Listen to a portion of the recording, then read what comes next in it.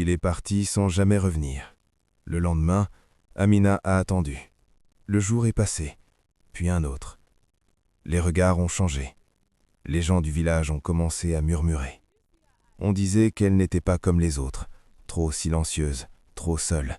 Certains affirmaient qu'elle avait un regard étrange, un regard qui cachait quelque chose. Puis les mots sont devenus plus durs. On a dit qu'elle avait ensorcelé son mari, qu'elle l'avait attiré vers la rivière, qu'elle savait. Amina n'a rien répondu. Elle restait assise, comme vide. 3 jours plus tard, le corps a été retrouvé près de l'eau, allongé sur la terre humide. Mais cette fois, quelqu'un a vu quelque chose. Un jeune homme du village. Il était passé plus tôt ce matin-là. Il a dit avoir aperçu 2 silhouettes près de la rivière. Pas une, 2. Personne ne l'a cru au début, mais les anciens ont commencé à réfléchir.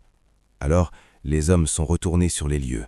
Ils ont regardé autrement, plus longtemps, et cette fois, ils ont trouvé une trace, très légère, une empreinte qui ne venait pas du mari d'Amina. Puis un objet, un petit couteau caché dans les herbes, pas loin du corps. Le silence est tombé sur le groupe. Tout a changé à ce moment-là. Le soir, un nom a été prononcé. Un homme du village, calme, discret, toujours présent, trop présent.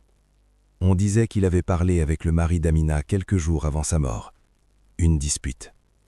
Personne ne savait pourquoi.